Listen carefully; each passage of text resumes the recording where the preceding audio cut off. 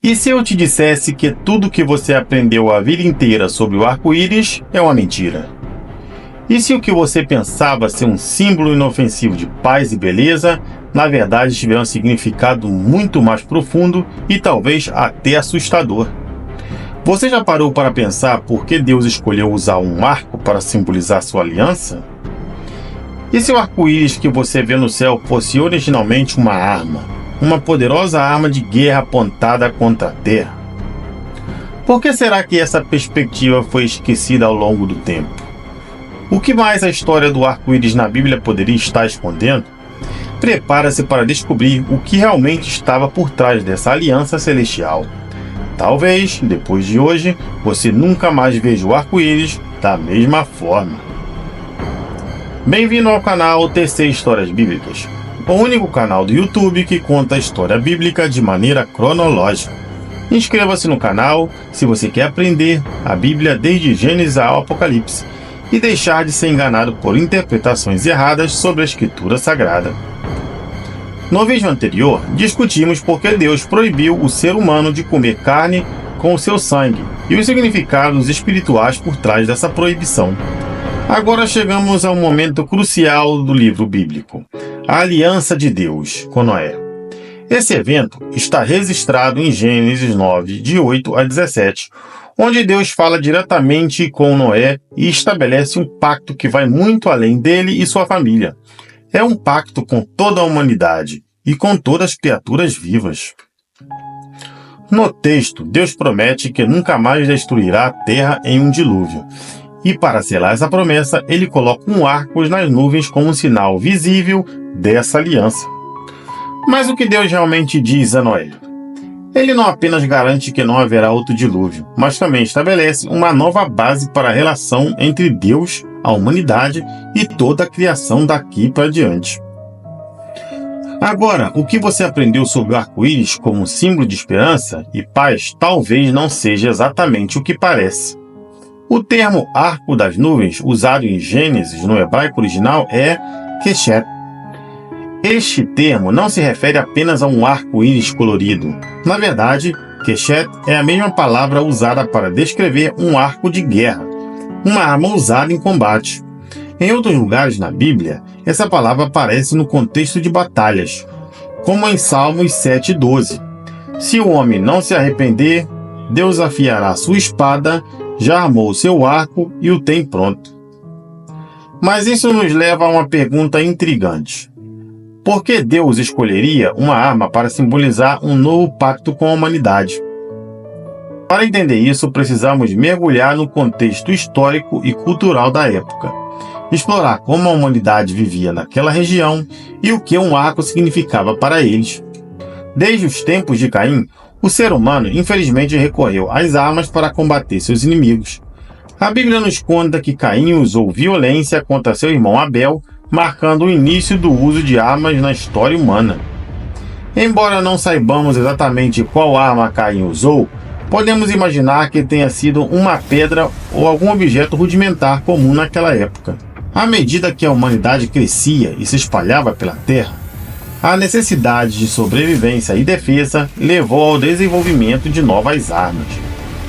Os descendentes de Caim, vivendo em um mundo perigoso, provavelmente aperfeiçoaram essas ferramentas primitivas.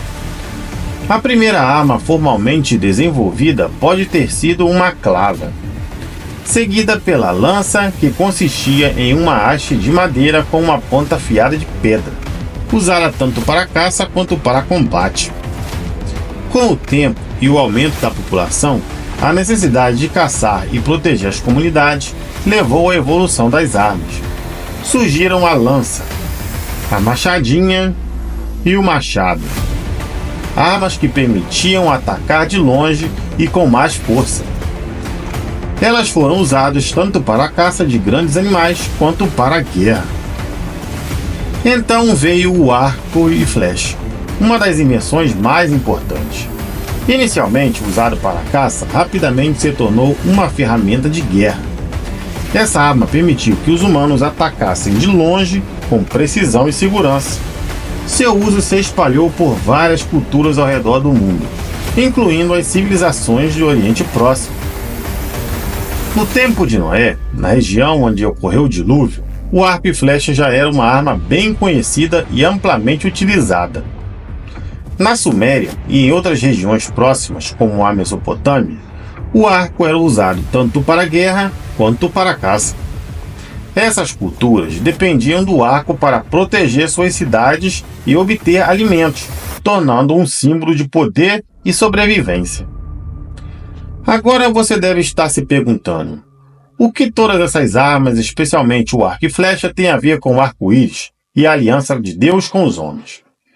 A resposta está nas tradições e no simbolismo cultural da época de Noé, particularmente entre os sumérios e os outros povos do Antigo Oriente Próximo. Naquela época, o arco não era apenas uma arma, era um símbolo de poder e intenção. Entre os sumérios, o arco carregava significados específicos, dependendo da forma como era usado e para onde estava apontado. Essas convenções culturais influenciavam tanto as ações dos reis e guerreiros, quanto as percepções das interações divinas. Se um arco estava apontado diretamente para o inimigo, era um sinal claro de guerra. A simples visão de um arco tensionado já anunciava o início de uma batalha. Era a declaração de que a hostilidade estava em andamento e que o conflito estava prestes a começar. Agora imagine um arco apontado para cima, ou para o céu. Esse gesto tinha um significado completamente diferente. Quando um guerreiro ou líder apontava seu arco para o alto, isso simbolizava o fim das hostilidades, uma declaração de que a batalha havia terminado. Era como se ele dissesse: não vamos mais lutar, recolho minha arma, a paz está estabelecida. Esse mesmo gesto pode ser entendido como uma declaração divina de que a guerra contra a humanidade havia acabado. E quando o arco era apontado para si mesmo, isso significa um compromisso de paz. O líder que mantinha o arco voltado para si estava declarando que não usaria sua arma contra os seus próprios aliados ou súditos. Era uma forma de garantir que ele não seria uma ameaça para aqueles ao seu redor. Por fim, um arco guardado, não tensionado, representa um tempo de paz e segurança. Era o símbolo de que a guerra não estava em curso e que o momento era de tranquilidade. Então, quando Deus colocou o arco das nuvens após o dilúvio, ele não estava apenas oferecendo uma simples aliança. Ele estava mostrando à humanidade, de forma simbólica e visual, que sua ira havia sido contida, que ele havia desarmado a arma que poderia trazer destruição. O arco-íris, com sua forma curva e sua conexão com o arco de guerra, seria entendido pelos antigos como um sinal claro de que Deus não mais guerrearia contra a terra. Agora uma pergunta: você conhecia essa história fascinante sobre os sumérios e a relação do arco-íris bíblico com essas antigas tradições? Se você gostou desse conteúdo, não se esqueça de se inscrever no canal, curtir o vídeo e compartilhar com seus amigos, para que mais pessoas possam entender a profundidade desse símbolo bíblico. E no próximo vídeo vamos explorar uma das histórias mais intrigantes do Gênesis. O que realmente aconteceu entre Noé e seu filho Cã após o episódio da embriaguez? E por que isso resultou em uma maldição sobre a descendência de Cã? Não perca!